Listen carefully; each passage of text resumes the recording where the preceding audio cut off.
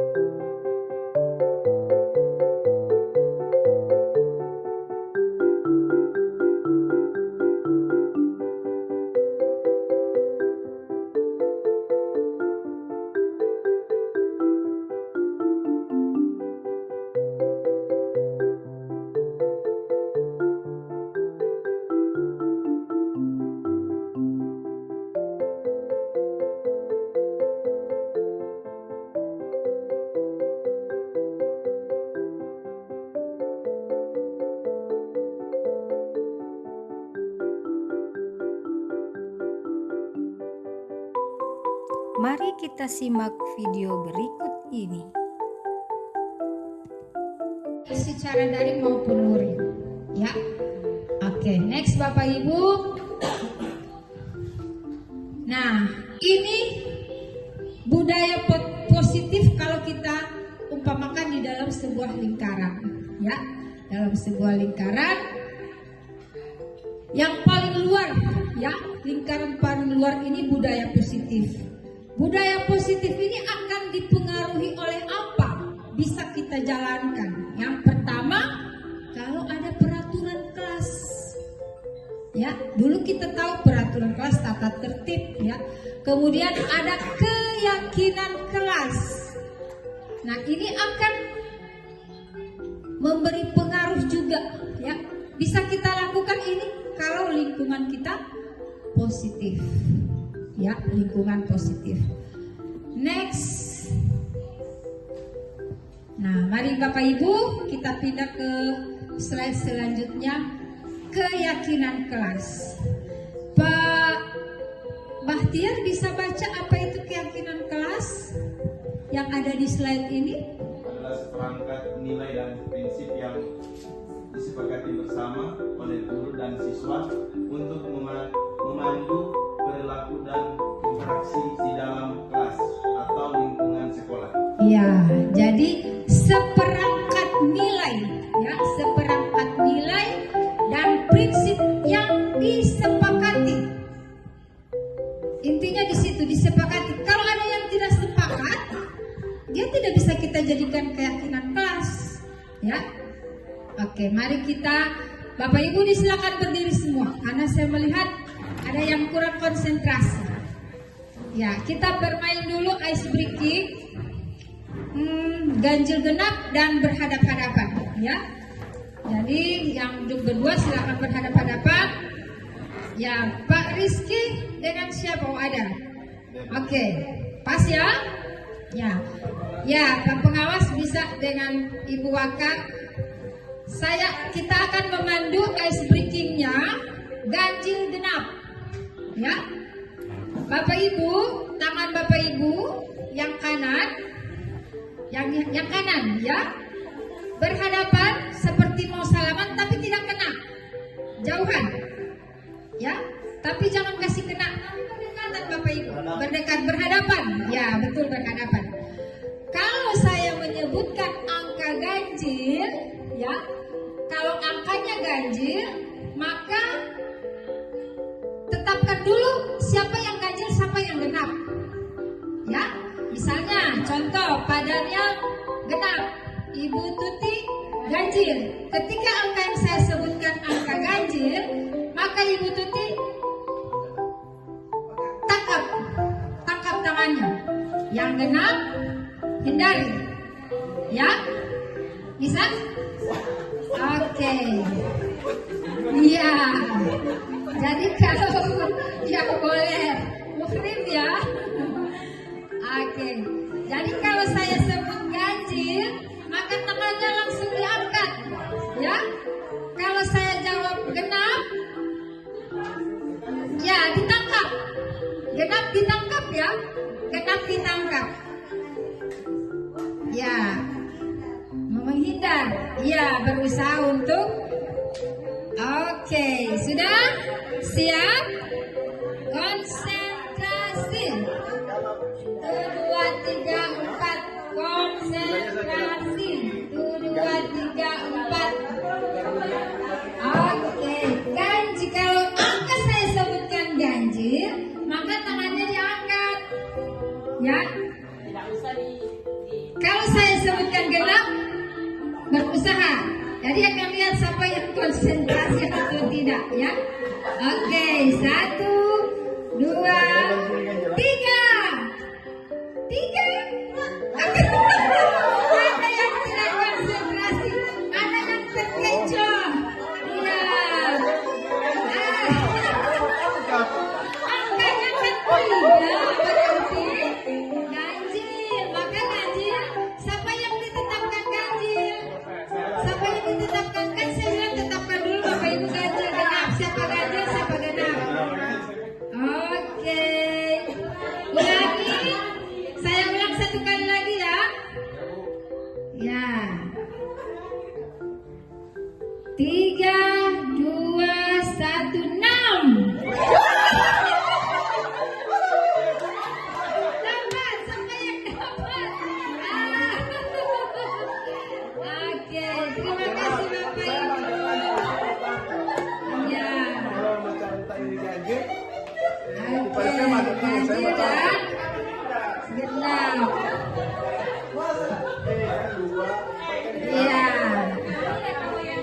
Oke, baik. Iya. Iya, yang ganjil angkat tangan. Kalau saya bilang genap, berusaha tangkap. Ya, itu berarti ada Bapak Ibu yang tidak konsentrasi. Ya. Oke, next. Baik Bapak Ibu, kita kembali ke ya. Ini sangat mendukung fokus Bapak Ibu ya. Fokus berarti intinya kalau kita menerima pelajaran kita harus fokus. Begitu juga dengan peserta didik kita ya. Ya, pastikan mereka dikumpul dulu untuk bisa fokus. Tadi ada yang serius bermain juga semua ya. Ya, karena fokus dengan perintah atau clue yang diberikan. Oke, next Bapak Ibu. Setelah Bapak Ibu tahu tentang keyakinan kelas. Nah, ini Bapak Ibu, mengapa keyakinan kelas tidak peraturan kelas saja? Mana yang lebih Bapak Ibu mau utamakan? Keyakinan atau peraturan? Nah, mari kita lihat.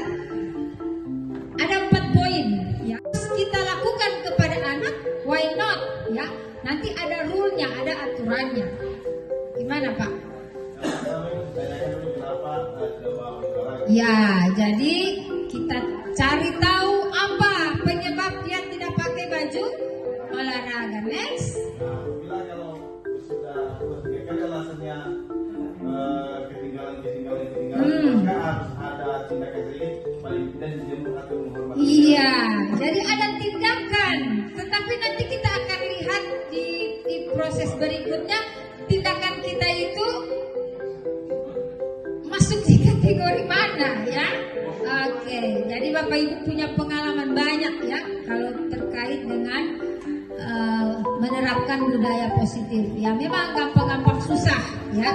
Sekarang bagaimana kita membentuk keyakinan? Ada yang sudah menerapkannya di kelas? Saya tanya saja one by one. Ibu Tatin sudah? Ya, apakah mengikuti langkah-langkah pembentukan seperti yang saya sampaikan? Adakah yang terlewati? Apakah Ibu membuat pernyataan pembentukan keyakinan kelas ini menggunakan pernyataan positif? Ya. Bersifat abstrak? Ya. Jadi dia tidak bersifat konkret, ya. Dia bersifat abstrak keyakinan kelas. Dan ada anak Bapak Ibu bisa lihat ya.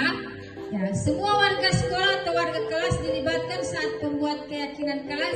Perasaan saya tidak pernah Ibu Tatin undang melibatkan siswa dalam keyakinan kelas. Siapa yang melibatkan saya di dalam pembentukan keyakinan kelas? Ya, jadi dengan mendapatkan pemahaman ini, Bapak Ibu sebaiknya atau kalau tidak bisa menemui, paling tidak disampaikan. Ini komitmen kami, ini keyakinan kami, ya. Jadi jangan dilewati poinnya, ya. Kalau tidak dilibatkan warga, namanya warga itu bukan cuma siswa, ya. Melibatkan warga itu ada TU-nya, ada kepala sekolahnya, ada siswanya, ada guru. Kalau semua warga sekolah tidak termasuk setan-setan, ya. Jadi yang tidak tampak, tidak termasuk abstrak di sini bukan berarti setan juga mau kasih masuk, karena harus bersifat abstrak. Jangan salah paham.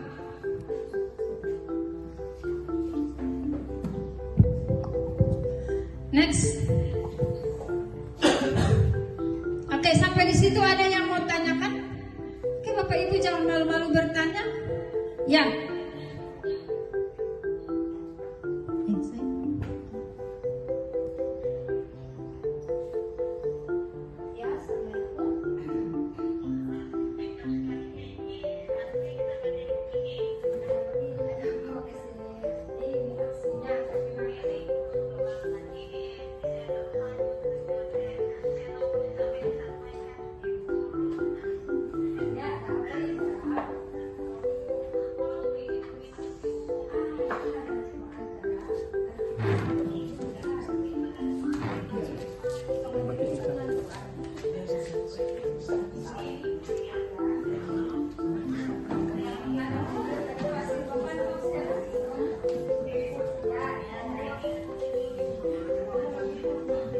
Oke, next Bapak Ibu. Jadi tidak ada yang ditanyakan, sudah cukup jelas. Ya, Ibu Sumarni luar biasa. Ada yang mau ditanyakan, Bu? Apa Bu mau tambah?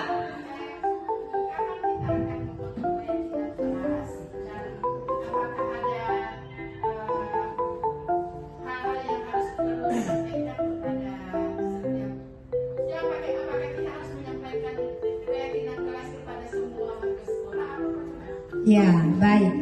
Tidak ada kata terlambat untuk membuat satu keyakinan kelas, ya. Jangan ada jawaban. Kalau saya pengalaman di CGP saya, pertanyaannya sama dengan Ibu Usman, ya. Oh, nanti harus di awal sebelum mulai pembelajaran, ya. Tetapi ketika kita mulai ada hal yang menyimpang, ya, atau ada hal yang sudah tidak sesuai dengan keinginan kita semua, maka kita mulai membuat namanya keyakinan kelas, ya. Jadi tidak ada batasan waktunya. Nah, keyakinan kelas itu, ini contoh hanya kecil ya, ternampak di di sebelah kanan ini. Jadi dibagikan dulu sticky note. Silahkan disampaikan apa keinginan. Kalau kita mau bentuk keyakinan, bukan dari kita guru, ya, tapi kita bagi sticky note atau kertas sehelai, bagikan ke siswa, tulis apa yang kamu mau, apa yang kamu inginkan. Lalu itu kita kumpul, kita tempelkan, kita satukan mana yang sejenis, mana yang berbeda, baru kita minta persetujuan. Maka kita bentuk dia menjadi satu keyakinan kelas, ya. Itu. Tapi ingat, jangan itu poin 4, lihat ya. Sedikit saja agar mudah diingat. Jangan terlalu panjang-panjang mau bikin DP kalimat. Akhirnya jangankan siswa memahami, DP guru pun mau dapat lupa. Ya, jadi buatlah sedikit saja agar mudah diingat. Nanti sebentar kita praktik ya. Oke, saya kira ada pertanyaan dari Ibu Sumarni. Kalau keyakinan kelas itu setiap hari mau bikin Ibu? Nah, ada juga yang bertanya seperti itu ya. Nah, jadi kita hanya bisa merefleksi keyakinan kelas yang kita sudah buat ya. Kita beri target, ini kita coba 1 minggu. Siapa-siapa yang tidak memenuhi ya keyakinannya sendiri. Kalau peraturan itu besar kemungkinan dilanggar. Tapi kalau keyakinan, dia yang melanggar itu pasti akan menghargai dirinya karena itu termasuk idenya ya. Seperti ini kalimat-kalimatnya panjang-panjang. Ya, jadi keyakinan pendek simpel saja ya yang mudah dipahami. Dan seterusnya. Ya, ini ada terakhir dilarang merokok. Kalau kita siswa SMP, kita harus aturannya ini adalah area bebas merokok. Jadi kita tahu kalau dia yakini, kenapa ya dilarang merokok? Ternyata saya yakini bahwa ini akan menjaga kesehatan dan bisa menghormati orang lain, ya. Karena yang bahaya asap rokok itu bukan cuma yang merokok, termasuk ya orang yang ada di sekitar kita. Jadi kita hormati. Gara-gara kita merokok, orang lain akan kena ya atau terganggu. Nah, ini dia Bapak Ibu, ubahlah peraturan kelas menjadi keyakinan kelas yang memuat nilai-nilai kebajikan universal dengan selalu menggunakan kata atau kalimat yang positif, ya. Jadi kalau ada aturan, Bapak Ibu ubah bagaimana dia menjadi satu kalimat keyakinan. Ini sudah ada 7 contoh yang saya berikan, ya. Oke, next. Nah, ada tahapan, ya. Ada tahapan. Bagaimana tahapan? Tadi Ibu Ani juga tanya ya, bagaimana ini membuat. Jadi yang pertama, diskusi untuk mengidentifikasi peraturan. Tekniknya, Bapak Ibu buat dulu aturan. Cara membuat yang paling simpel, buat dulu. Deskripsikan dulu semua aturan-aturan, ya. Baru peraturan itu murid akan menuliskan kelas impiannya. Kalau saya bikin aturan begini, maunya adik-adik kelas ini mau bikin seperti apa? Atau sekolah kita ini mau buat seperti apa? Jadi kita minta ide, minta saran, atau minta apa yang mereka mau.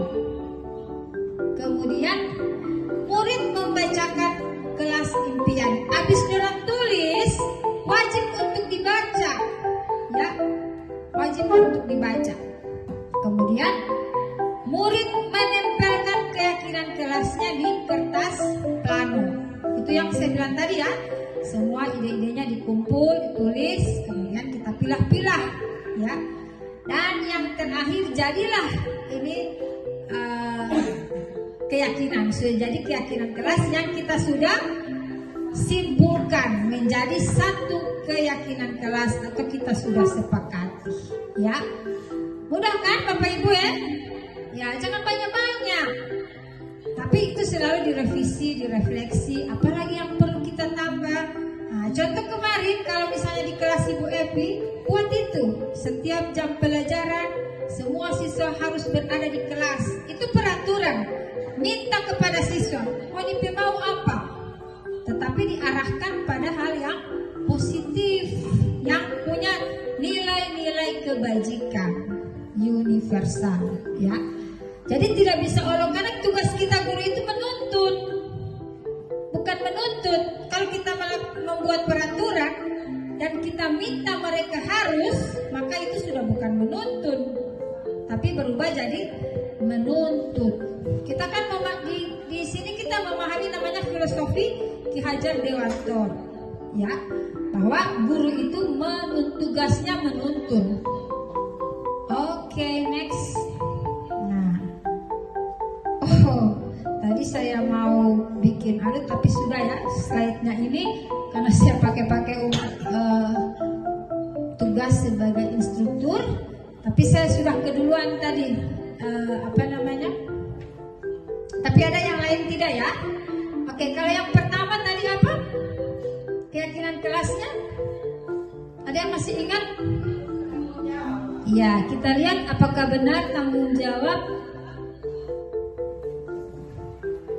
Oh, saya tidak boleh mau edit. Oke, sebetulnya sama dengan tadi jawab Bapak Ibu ya. Jadi saya sudah contohkan peraturan dan keyakinan. Kita lewat saja slide ini. Ya, yang paling terakhir dari materi keyakinan kelas, kata kunci. Ya, kata kuncinya bahwa keyakinan kelas ya menciptakan lingkungan belajar yang positif merupakan kunci utama bagi kesuksesan siswa. Jadi jangan berpikiran coba belajar, coba hafal, coba coba olahraga. Oh, sudah, itu adalah iya, sukses. Tetapi yang paling utama menciptakan lingkungan belajar yang positif. Kalau kita selalu dengan ciptakan budaya positif, maka ini akan menjadi kesuksesan utama. Ya, sama dengan orang belajar bahasa Inggris, saya itu awalnya pesimis mau jadi guru bahasa Inggris. So ada kuliah tidak tahu bahasa speaking, tetapi ada satu dosen muda yang sempat memotivasi saya. Katanya, Aisyah, pokoknya mau belajar bahasa Inggris itu yang penting berani. Kalau mana sudah berani, mana mau sukses. Itu kata beliau. Saya pikir-pikir benar juga ya. Ya, karena saya kalau ngomong tidak pernah memikirkan salah benarnya. Pokoknya keberanian. Betul tidak Ibu Sumani? Ya, itu saya dapat sama Ibu Sumani waktu kita jalan-jalan. Ada bule di sana. Tapi Ibu Sumani kan tidak berpikir ya, benar tidak Ibu Sumani? Karena Ibu Sumani punya ilmu kepada siapa dia mau bicara. Pas-pas orang kalau istilah orang bahasa Inggris native speaker kan. Nah, kita mau bicara pokoknya gampang DP grammar, gampang. Yang penting you know I know. Ya, atau misalnya di bahasa Indonesia orang tidak suka berpuisi, dipaksa-paksa berpuisi. Nah, carilah apa yang dia potensi yang dia miliki. Karena anak itu lahir dengan sudah membawa potensi. Sudah dikalahkan itu teori tabula rasa. Ya, tapi anak lahir sudah membawa potensi. Nah, tugas guru adalah menuntun, mendorong, tuturi handayani. Ya, itu. Karena anak sudah punya bakat sejak lahir. Dari ini tahapan perkembangan sesuai teori psikologi modern itu tujuannya untuk mewujudkan profil pelajar Pancasila. Ada yang tahu dimensi dari profil Pancasila apa saja? Ini ada di sebelah kanan. Ya, ada mandiri, ya, ada kreatif, gotong royong, beriman dan bertakwa, bernalar kritis, ya, berkebinekaan global. Ini muara akhirnya kalau kita layani mereka sesuai kebutuhannya, maka akan mewujudkan profil pelajar Pancasila. Ya, ini paradigma baru. Kalau paradigma lama kan bukan begini. Semua kan harus kita orang kemarin kan paradigma lama toh?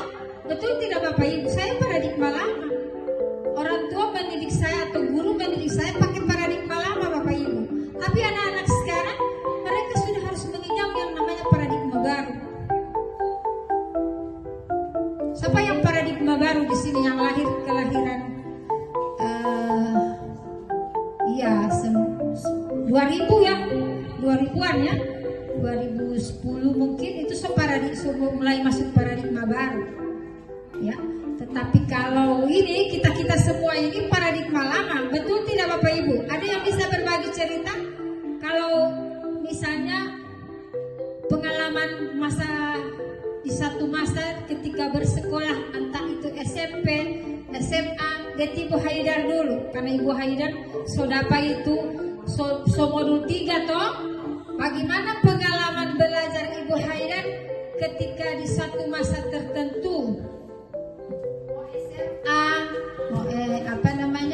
Kuliah, ada tidak pernah menemui guru favorit, guru yang terinspirasi karena guru itu kan? Nah, silakan Ibu Haidar boleh berbagi dengan teman-teman.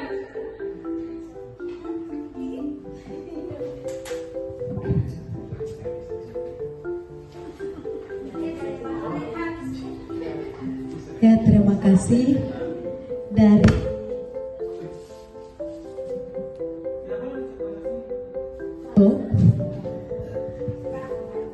dari proses pembelajaran yang sekarang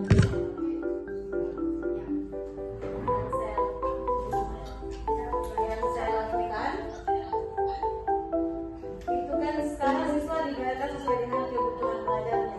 Kalau di zaman saya itu, saya teringat di SMP ada guru matematika saya itu, saya tidak begitu kuasai dengan yang namanya pecahan.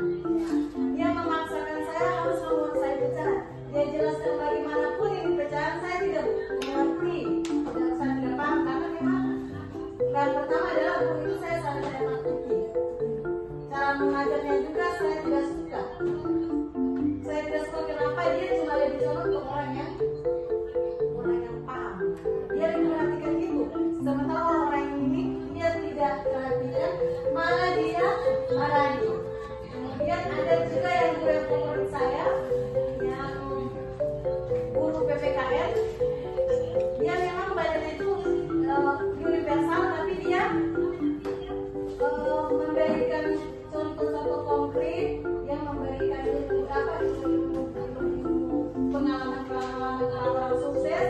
Dari situ saya terinspirasi, berarti kita juga bisa sukses dengan mencontoh orang-orang yang sukses seperti itu. Terima kasih. Baik. Tapi kan yang memegang paradigma yang itu sukses. Kita semua di sini sukses kan? Ya, sukses jadi guru. Sama mata pelajaran Iya. Tapi itu ya Bapak Ibu ya, karena ya hebat. Ya, tapi di zamannya ya kita sekarang menganut namanya mendidik anak dengan sesuai zaman. Oleh Ki Hajar Dewan Kamal menyampaikan kodrat alam dan kodrat zaman. Ya. Coba kalau Bapak Ibu praktikkan di anak-anak sekarang, pasti kan semua Bapak Ibu yang paling keras pasti ada masalah dengan anak-anak karena mereka sudah dalam paradigma baru. Sudah zaman sudah sulit karena apa? Terpantang oleh media, terpantang oleh lingkungan, terpantang oleh peraturan. Makanya diubah dari keyakinan. Ya. Oke, mari kita coba praktik. Bagaimana itu paradigma? Bapak Ibu baca ada A dan B, Anda dan teman Anda. Ya. Sobeklah secari kertas kecil. Tuliskan benda atau sesuatu yang sangat berharga buat Anda. Kalau tidak mau tulis, paling tidak Bapak Ibu ingat saja. Ya. Letakkan di salah satu tangan Bapak Ibu dan genggam benda itu.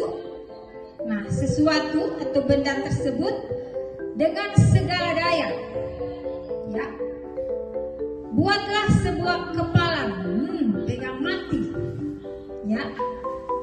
Kemudian teman Anda B akan mencoba dengan sekuat tenaga dengan berbagai cara untuk meminta Anda memberikan benda itu. Filosofi tapi itu ya. Oke, next. apresiasi dan kebajikan. Ya, ini juga masih sifatnya teoritis ya. Ini saya kenalkan ke Bapak dan Ibu. Pembuka, ada nilai kebajikan, ada situasi. Contoh pembuka, kemarin saya perhatikan tenunu ini begini, ya. Nilai kebajikan tentunya yang Bapak Ibu inginkan, nilai kebajikan dari dirinya itu dia punya rasa empati yang besar, ya. Kemudian situasinya pada saat menolong murid baru di kelas. Contoh saja ini, saya menghargai, dari menghargai akan menimbulkan kepedulian. Di contoh situasi pada saat kamu membantu teman-teman mengerjakan tugas kelompok dan seterusnya. Ini cara contoh memberi pengakuan ya. Nah, baru ada juga kebutuhan dasar manusia. Ini masuk di budaya, konsep inti budaya positif. Jadi manusia itu segala sesuatu yang kita lakukan untuk mendapatkan apa yang kita inginkan, itu namanya kebutuhan dasar manusia. Seluruh tindakan yang kita lakukan itu memiliki tujuan tertentu. Betul tidak Bapak Ibu? Ya, kita kan kalau mau ingin sesuatu ada tujuan. Ya, ada tujuan. Jadi itu merupakan semua usaha terbaik yang kita lakukan dalam rangka agar kebutuhan dasar kita terpenuhi dengan baik, ya. Oke. Next, ada 5 dasar kebutuhan manusia. Jadi kalau beli HP masuk di mana? Ya, kesenangan. Jadi bertahan hidup. Kalau tidak mau makan, pasti cari makan, bukan pasti mau mati. Karena kebutuhan ingin bertahan hidup. So lapar, so mati. Kan tidak toh? Ya, mencari makan, mencari cara untuk bagaimana dia bisa bertahan. Berarti betul-betul makanan. Contoh ya, pakaian, ya, tempat tinggal, keamanan, kesehatan, ini masuk di kebutuhan bertahan hidup.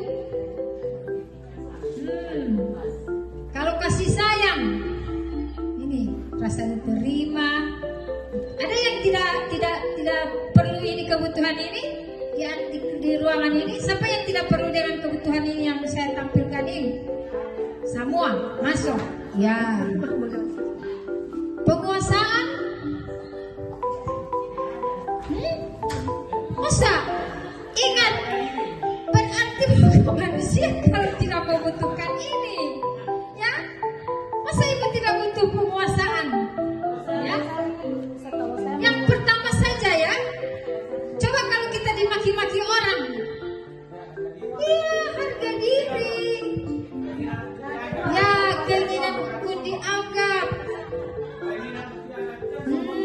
tidak, artinya saya ini guru di SMP 3 Telaga, kenapa 3 kepala sekolah juga tidak dianggap? Nah, ada kan yang begitu misalnya merasa begitu, itu kebutuhan lahiriah lumrah ya, keluar dari di dalam diri kita.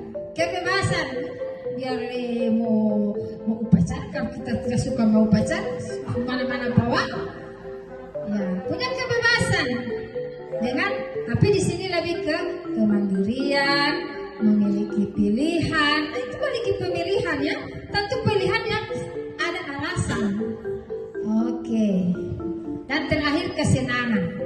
Kesenangan ini semua suka bersenang. Ya. Ya, kemudian ada motivasi. Motivasi ini Bapak Ibu hanya 2, ya. Dua saja inti motivasi. Dari dalam dan dari luar. Kita kenal yang namanya intrinsik dengan ekstrinsik, ya. Untuk menghindari ketidaknyamanan, untuk mendapatkan imbalan penghargaan dari orang lain. Itu intrinsik, ya. Tapi intrinsik menjadi orang yang mereka ingin dan dihargai diri sendiri dengan nilai-nilai yang mereka percaya. Itu yang di dalam diri kita. Tidak ada yang mengganggu gugat. Ya, motivasi kita di dalam diri. Next. Nah, ini ada torang POPA. Ya. PKHD. merdeka. Ada yang masih salah paham dengan merdeka yang gaung-gaungnya sekarang. Merdeka itu bagaimana menurut Bapak dan Ibu? Kurikulum merdeka, baru dia mesti bikin RPP, dia mesti bikin bahan ajar. Ada Bapak Ibu bisa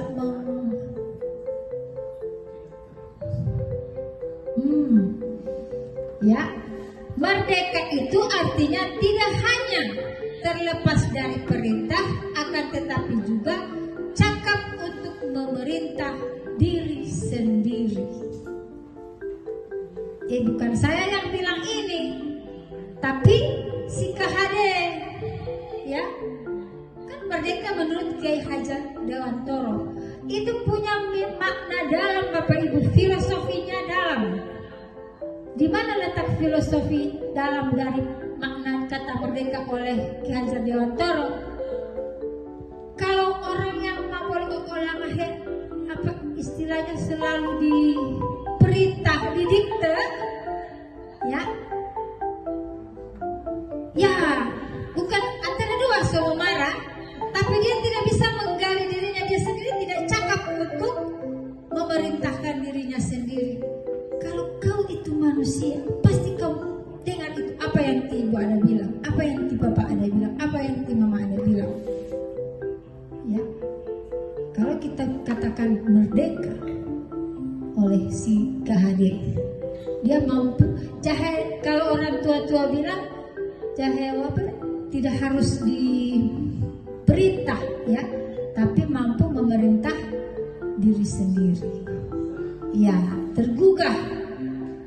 Nah ini, nanti biar belum suka makan, kalau sudah diduduk diatur, ya kita harus makan. Itu teori-teori kontrol dulu ya. Next. Nah, ini cara mengubah paradigma stimulus respon ke pendekatan teori kontrol. Gimana kita mengubah paradigma ini? Kalau stimulus, realita, kebutuhan kita sama. Kita punya kebutuhan sama. Tetapi teori kontrol menyampaikan kebutuhan kita berbeda. Saya ini lain, tipe ini lain kebutuhan. Ya kan?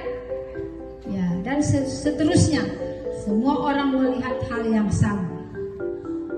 Tetapi teori kontrol mengatakan setiap orang memiliki gambaran berbeda-beda. Nah, silakan Bapak Ibu baca, saya tidak baca lagi, bisa lihat dari tabel ini mana yang Bapak Ibu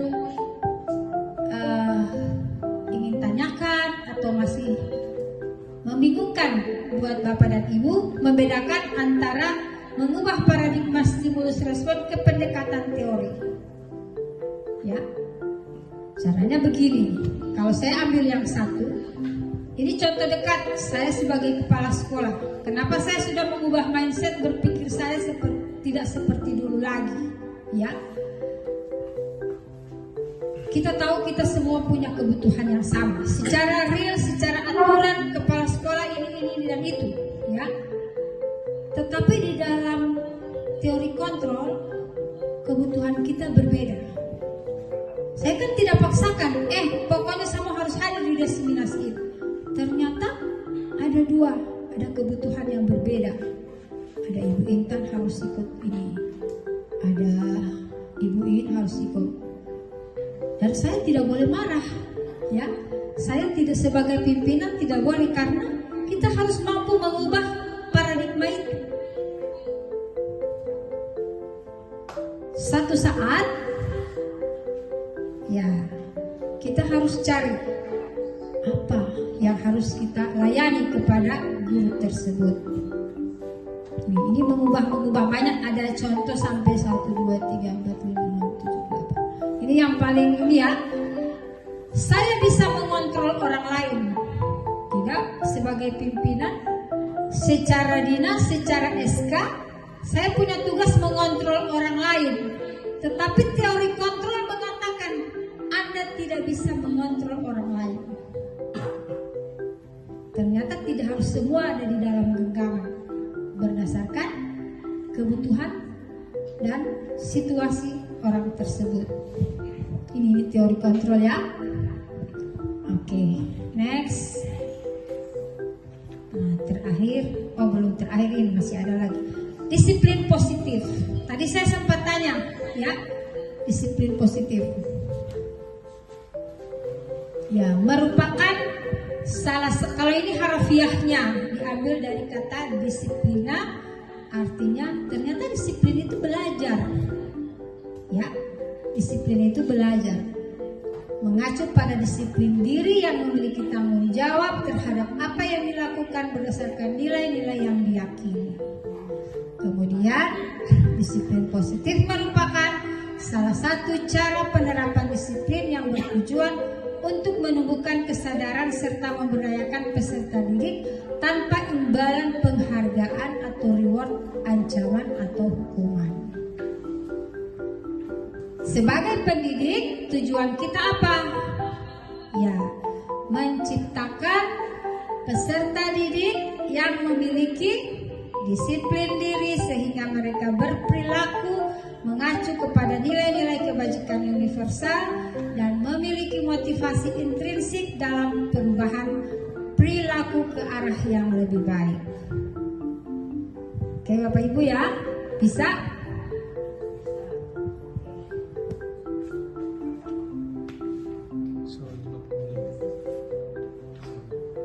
10 menit lagi ya. Next. Nah, ini Bapak Ibu, lingkungan yang aman dan nyaman berbasis disiplin positif di sekolah akan berdampak secara maksimal pada perkembangan dan pembentukan karakter peserta didik. Ada yang tidak setuju di situ? Atau mungkin bukan disiplin positif ini yang membentuk? Silakan mau berbagi. Ya. Adakah selain pernyataan ini menurut Bapak dan Ibu bertentangan? Sudah oke?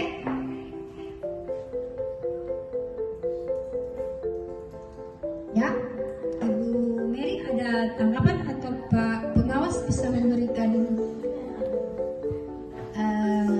gambaran? Ya, ini maaf karena memang ya ini saya berharap ada di sekolah kita. Menanyakan keyakinan. Dari keyakinan itu kita akan kira-kira dia akan ya, dia akan mengambil keputusan, kemudian dia akan di situ apa yang akan diungkapkan, di situ dia seperti kalau begitu saya akan minta maaf apa yang telah saya lakukan, ya, dan tidak akan berbuat lagi apa yang telah saya lakukan. Nah, dengan langkah segitiga restitusi ini kita akan mendapatkan suatu kesimpulan, dan tanpa adanya menyelesaikan masalah itu tidak ada namanya kekerasan, ya. Menyelesaikan masalah dengan baik, sekali lagi tanpa adanya hukuman, ya. Mungkin itu dari saya sebagai pengawas. Terima kasih. Assalamualaikum warahmatullahi wabarakatuh. Kita beri aplaus dulu Bapak Ibu. Ya, jadi betul sekali ya. Dalam segitiga restitusi ini prosesnya Bapak Ibu, dia merupakan suatu proses dialog yang dijalankan oleh guru agar dapat menghasilkan murid yang mandiri dan bertanggung jawab. Bapak Ibu, kita mau menerapkan P5 kan? Ada kegiatan P5 di setiap hari Kamis. Uji itu kemandirian siswa Bapak Ibu, ya. Apakah dia sudah mandiri? Apakah sudah bernalar kritis, bertanggung jawab, berkebinekaan global? Nah, cara menguji mandiri coba dengan restitusi. Kalau ketemu anak tiba-tiba buat salah, kenapa ini sepingin buang-buang di situ itu sampah? Astaga, anak ini. Kenapa nggak disebarin di kelas? Coba dia diundang. Sini dulu, ada yang tiba mau bilang, mau tanya, itu namanya validasi tindakan yang salah. Kamu tahu, Tigo ada undang tadi Nunung. tahu apa tenun salah. Oh iya ibu, saya ada ganggu saya petaman, atau saya ada buang sampah sembarangan. Bagaimana menstabilkan identitas? Dulu ti ibu Olong pernah sembarangan buang sampah begini, tetapi ti ibu sadar ternyata ini mau buang sampah ini mau bikin penyakit. Ya, itu kita stabilkan identitas. Ya, baru kita tanyakan keyakinan. Apa yang kamu mau buat? Ya ibu, saya sudah maaf, saya sudah salah. Saya tidak mau berbuat lagi. Tapi jangan cuma kesedihan sampai di situ. Cari apa yang dia bisa lakukan untuk mewujudkan kemandiriannya itu. Jangan cuma sampai di situ kata maaf selesai, tidak. Tanya lagi. Sekarang apa yang kamu mau buat supaya kesalahan kamu itu tidak akan diulang lagi, ya? Apa wujud yang kamu mau buat untuk istilahnya mengganti kamu punya kesalahan itu? Ibu, saya semua minta maaf sama teman yang saya bilang. Ibu, saya semua bikin keyakinan kelas, semua tulis dilarang buang sampah sembarangan.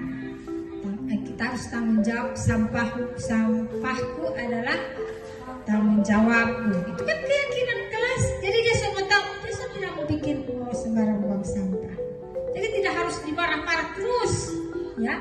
Ya itu tahapan dari segitiga restitusi. Oke. Nah, ini contoh, ya.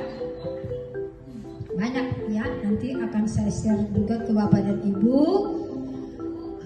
Contoh menstabilkan identitas, kemudian ada validasi kebutuhan atau tindakan, kemudian menanyakan keyakinan, ya. Ini ada sudah kalimat-kalimatnya ini ya. Kalau Bapak Ibu mau, nanti saya kirim filenya ke Bapak Ibu. Oke, saya rasa cukup. Kita pantun lagi ya.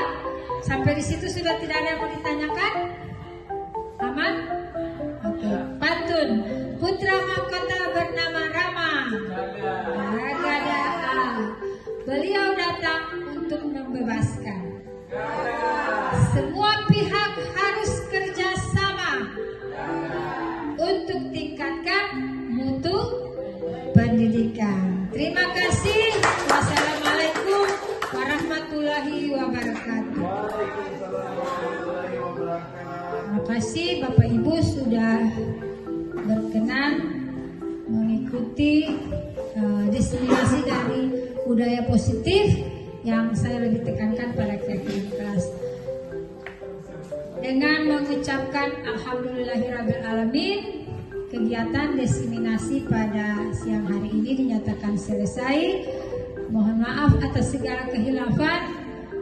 Wabillahi taufiq wal hidayah. Wassalamualaikum warahmatullahi wabarakatuh.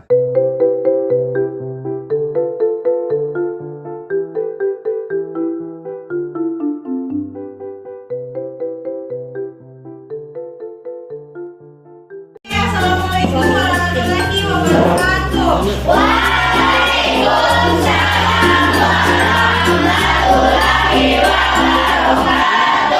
Ya, selamat pagi anak-anak. Baik.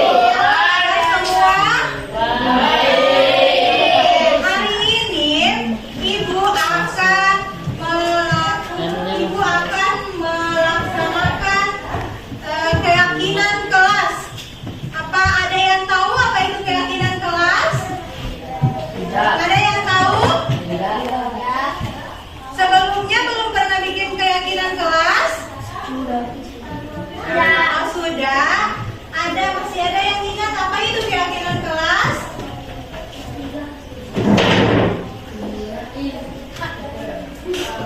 Ada yang ingat? Jadi keyakinan kelas adalah hal-hal yang kita yakini bersama di dalam kelas. Ya, dia sama dengan peraturan kelas. Kalau peraturan kalian tahu? Jadi peraturan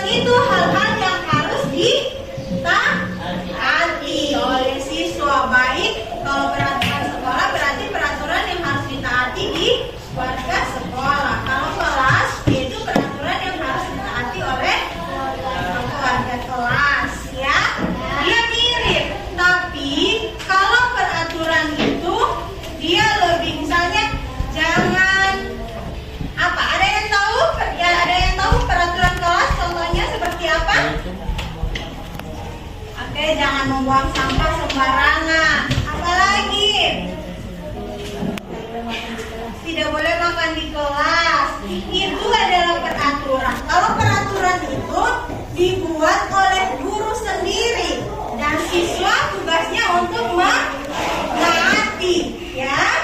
Kalau ini keyakinan adalah satu kesepakatan yang akan kita buat bersama, ya. Jadi masing-masing dari kalian akan memberikan saran tentang kesepakatan apa yang akan kita buat di dalam kelas.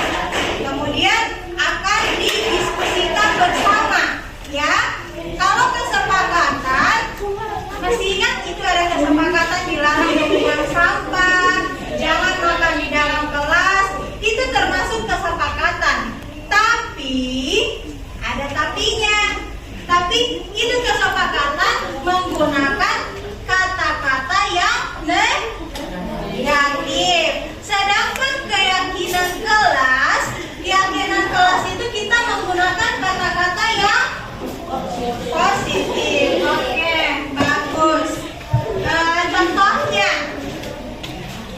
kalau jangan membuang sampah sembarangan, itu menggunakan kalimat negatif. Kalau kalimat positifnya bagaimana?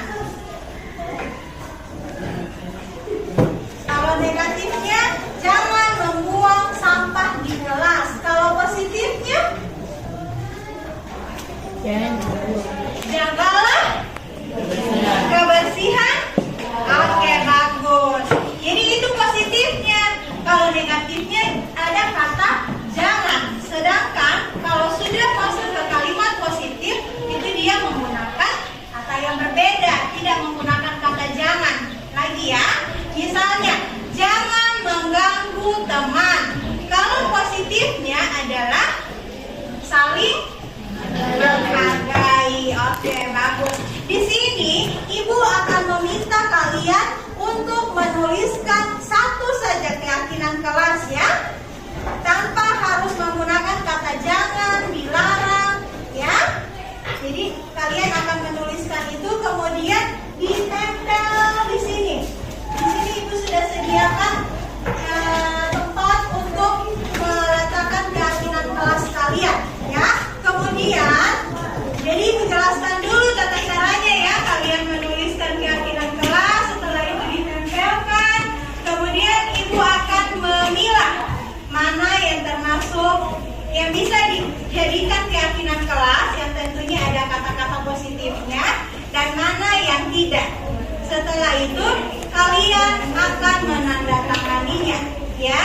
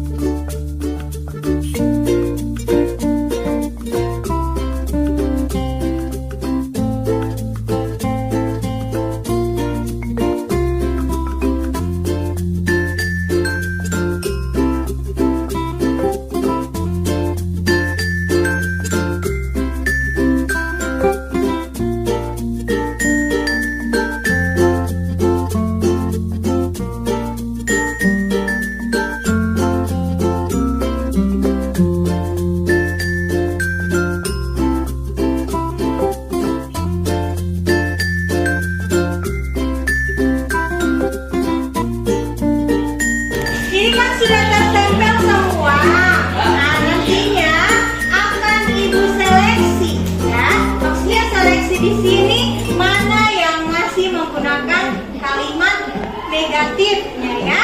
Jadi ibu mau pilih sampai berapa, nanti akan terpilih di sini. Kalau yang tidak sesuai, ibu letakkan di sini ya, di pinggir.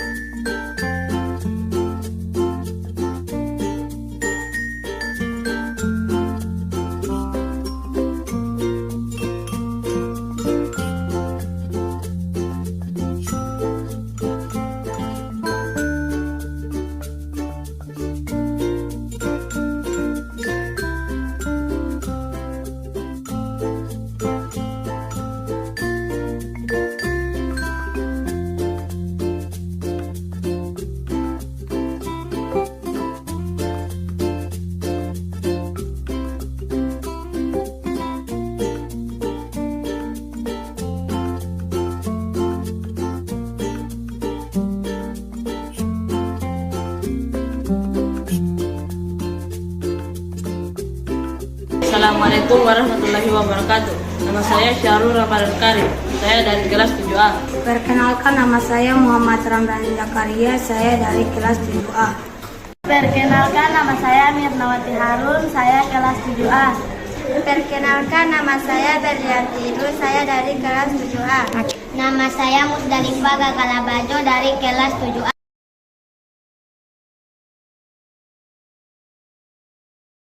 Saya merasa sangat senang. Saya merasa sangat bersemangat. Saya sangat senang sekali. Sangat senang dan bersemangat. Sangat senang.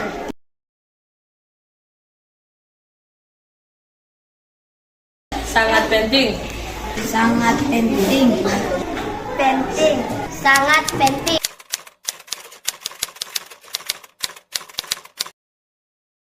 Karena bisa membuat siswa jadi disiplin. Karena dapat menemukan rasa tanggung jawab. Karena membuat kita bisa lebih baik lagi. Karena membuat kita lebih menghargai orang lain. Karena membuat kita menjadi lebih baik.